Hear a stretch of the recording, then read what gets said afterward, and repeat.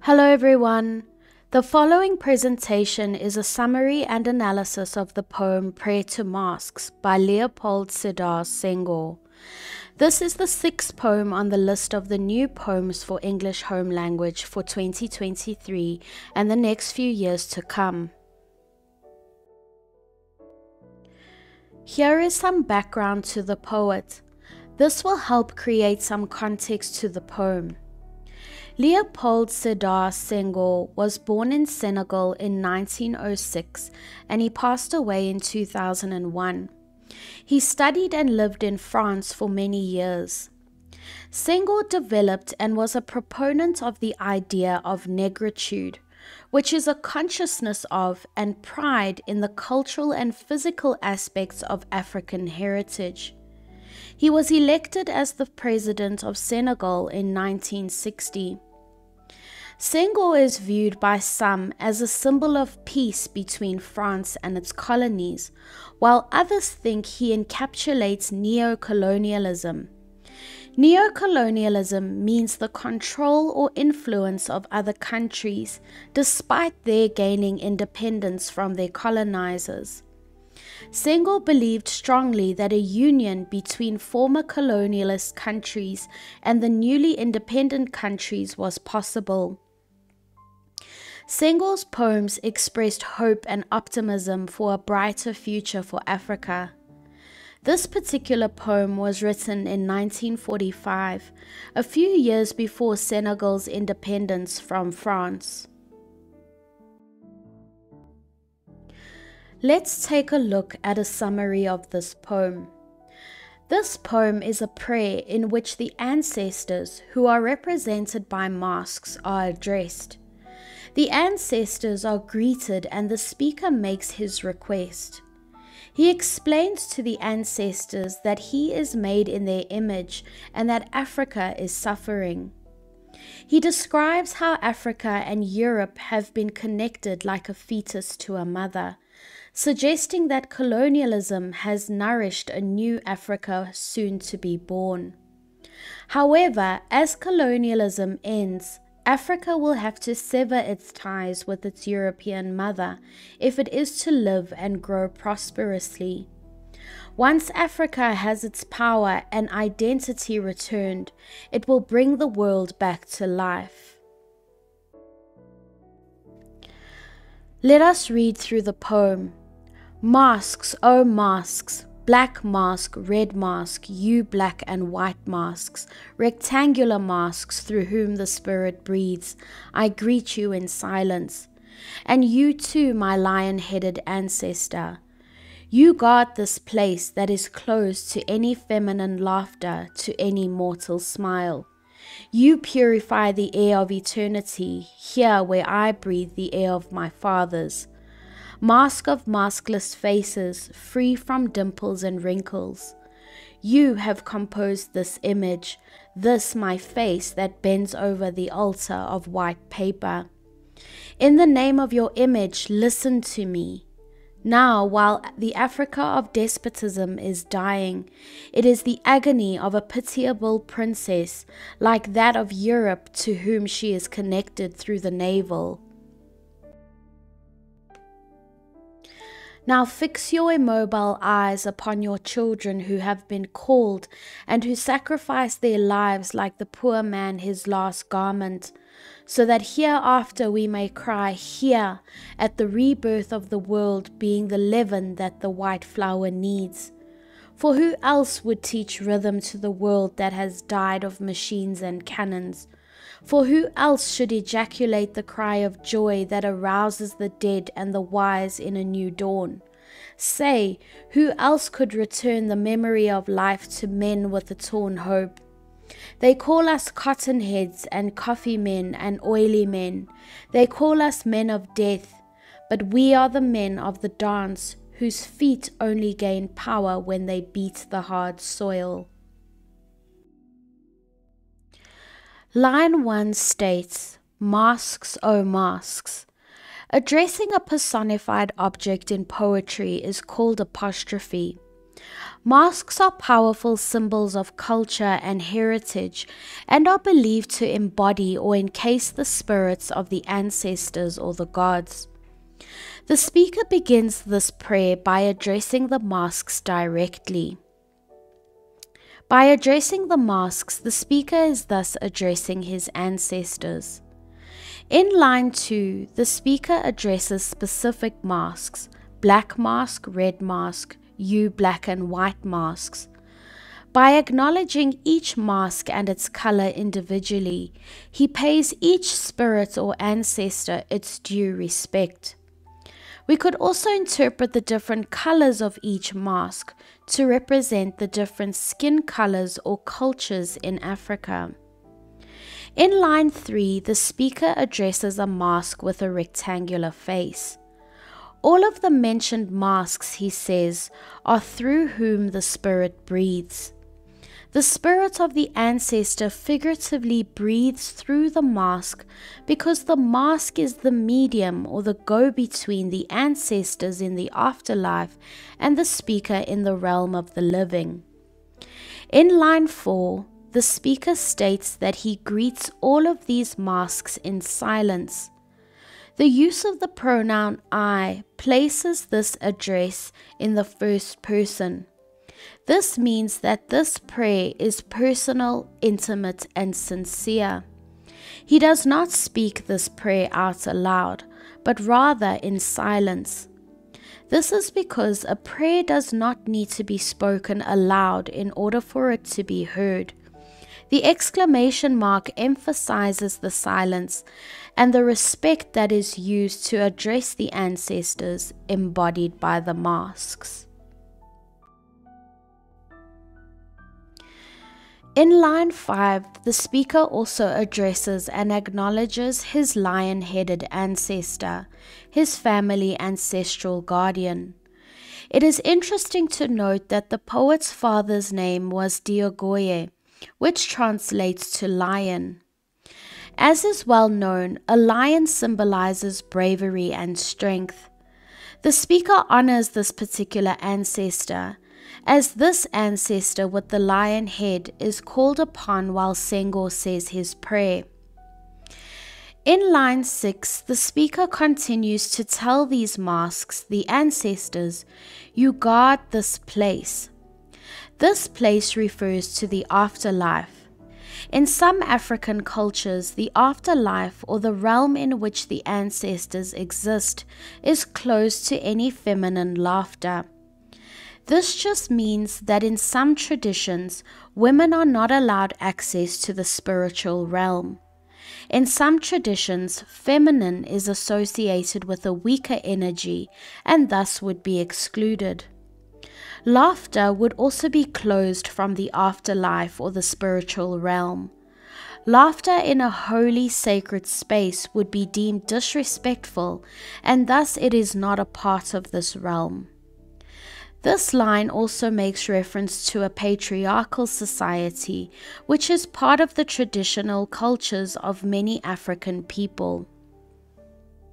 The afterlife or the spiritual realm is also closed to any mortal smile. This simply means that the living in general cannot access the realm of the ancestors either. In line 7, the speaker addresses the masks or the ancestors by telling them, you purify the air of eternity. The masks are symbols of purity and virtue that are beyond the physical world. The ancestors are the ones who purify and cleanse the spiritual realm, making it sacred. It is in the physical living world where the speaker breathes the air of my fathers. The air here is figurative and simply refers to values, memories, culture, and traditions. These are aspects passed down from my fathers, the speaker's ancestors. To summarize this, the ancestors cleanse the spiritual realm, while on earth, the speaker embodies his culture, values, and traditions passed down to him from his ancestors. In line 8, the speaker addresses the masks of maskless faces. In various African cultures, masks are representations of the dead, the maskless faces, that are encapsulated into pieces of wood for eternity. The faces of chiefs were often carved into wooden masks to honor them forever. The speaker describes the masks he addresses as free from dimples and wrinkles. Because masks are carved from solid wood, their appearance literally cannot be altered by wrinkles and imperfections caused by the passage of time. Figuratively, in the spiritual realm, they are also free from earthly troubles, worries, and impurities. In line 9, the speaker states of the mask, "You have composed this image." In other words, the masks, which are the ancestors, have shaped or created who the speaker is as a person. They have shaped or created this my face that bends over. The act of bending over in this context is synonymous with prayer and respect. The speaker describes himself as bending over the altar.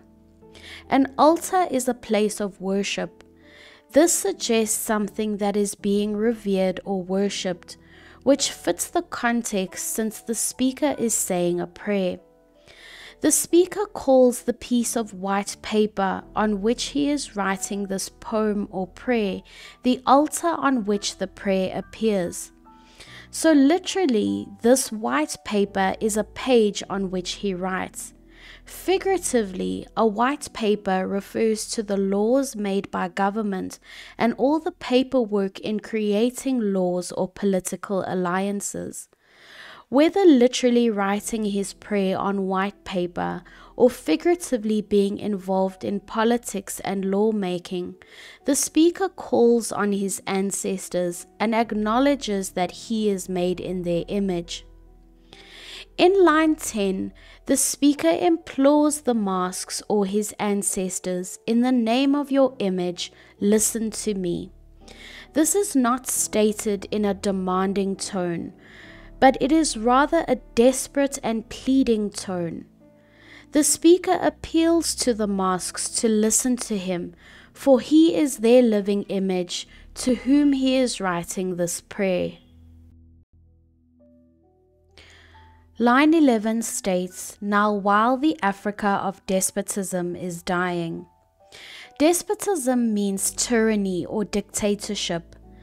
The idea that the Africa of despotism is dying refers to the fact that colonial rule is coming to an end. By the time this poem was published in 1945, some African countries had already gained independence.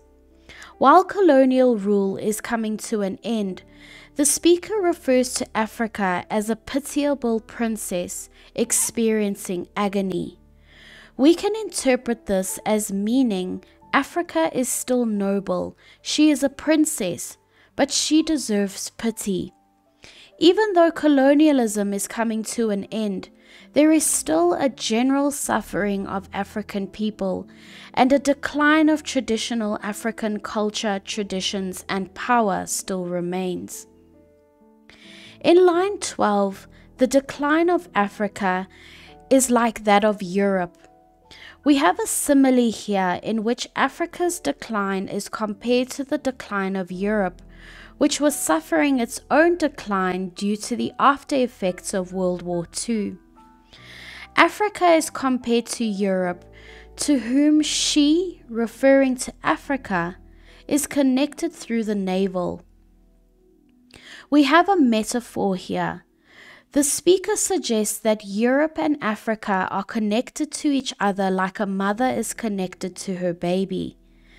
This metaphor can be interpreted that there is a sense of hope that once the umbilical cord between Europe and Africa is cut, Africa will be free of Europe's colonial rule. Most people believe that Europe did not treat Africa as a mother should. Even though the poet Senghor did not condone what colonial powers did, his belief was that Senegal should not remove itself completely from France, referring back to the mother and fetus image. For this view, some people accused him of being a neo-colonialist regarding Senegal's gaining of independence. In line 13, the speaker pleads to the masks or the ancestors to now fix your immobile eyes upon your children who have been called. The masks, being made of wood, would have literal immobile eyes, in other words, eyes that cannot move. Figuratively, perhaps, the ancestors are described as being immobile because of the loss of African tradition, meaning they have failed to see the suffering of the African people at the hands of colonialism. The speaker asks the ancestors to fix or focus their eyes upon your children. In other words, the people of Africa, particularly the next generation of people and those who have been called to be the ones to fight for freedom from oppression. The speaker pleads with the masks or the ancestors in line 14 to also acknowledge those who sacrificed their lives like the poor man his last garment. In this line, we have a simile. Those who have fought against the oppressors are compared to a poor person who has just given up his last piece of clothing. The speaker asks the ancestors to acknowledge the fact that those who have fought have sacrificed all they have to obtain their freedom.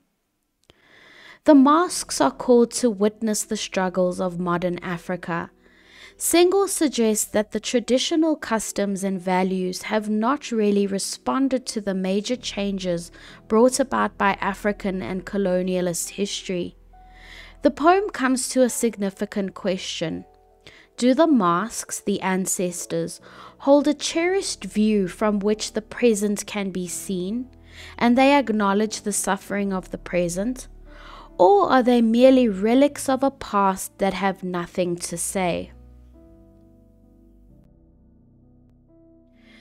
The ancestors are asked to acknowledge their children who fought for change, so that, in line 15, hereafter we may cry here at the rebirth of the world. The word hereafter simply means in the future. In the future, those who fought for change can shout out here. Here we are in this place at this time, at the rebirth of the world. In other words, after the colonizers leave, right here in Africa and right now, Africa will have a chance to start afresh. Those who fight for change are the leaven that the white flour needs. We have a metaphor in this line. The future generations are likened to the leaven. Leaven is yeast that is added to white flour in order to make bread rise when it is baked. The white flour is likened to Africa. In other words, a successful loaf of bread, and Africa rising to success, will be made because of the future generations fighting for change. Line 16 is a rhetorical question. For who else will teach rhythm to the world? Rhythm here can be likened to traditional cultures and values. Who else will teach traditional culture and values to a world that has died? A world that is no longer influenced by colonialist and Western traditions and values. Africa is a world that has died of machines and cannons. In other words, the over-reliance on technology and machinery has caused the spiritual soul to wither. The world has lost its ability to feel joy because warfare has also contributed to the destruction of the world. African people will breathe life back into the world that has died through a rebirth and a rejuvenation of traditions, cultures, and values. Line 17 is another rhetorical question. For who else should ejaculate the cry of joy? This refers to the absolute exclamation of joy at the climax of regaining political independence and identity. This cry of joy that arouses the dead and the wise, in other words, the masks, ancestors, and African people are awakened in a new dawn, a new phase in their lives. A reborn Africa will bring its youthful energy to renew hope where there has been isolation, exhaustion, despair, and death. Line 18 poses another rhetorical question. Say, who else could return the memory of life to men with torn hope? In lines 16, 17, and 18, who else refers to the new generation of African people who are free from colonialism?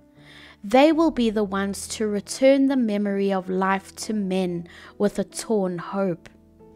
This can refer to the idea that there has been destruction and violence, but there is still a vestige or a tiny glimmer of hope and optimism left.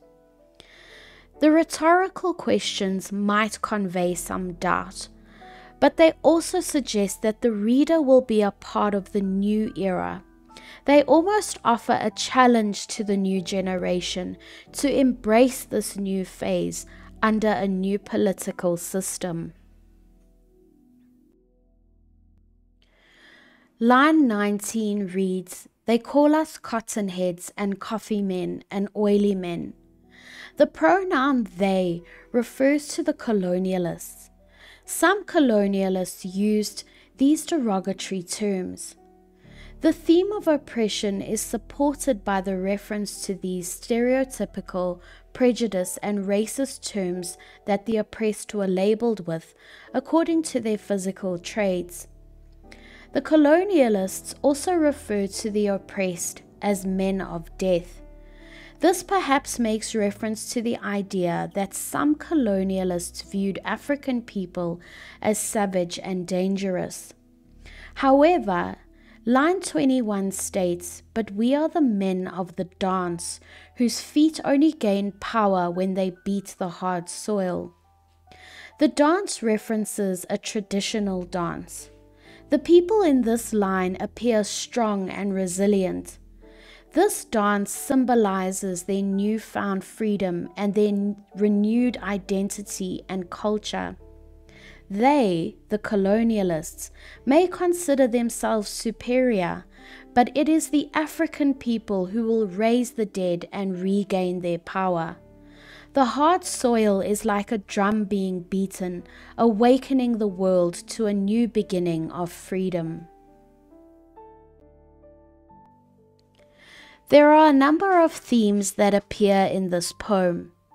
These include the oppression and discrimination of African people, the role of ancestors, honoring ancestors, the desire for freedom, new beginnings, and adapting to the westernized world while trying to understand and continue traditions.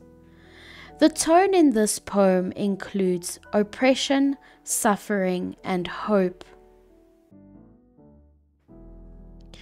Thank you for watching this presentation on Prayer to Masks by Léopold Sédar Senghor.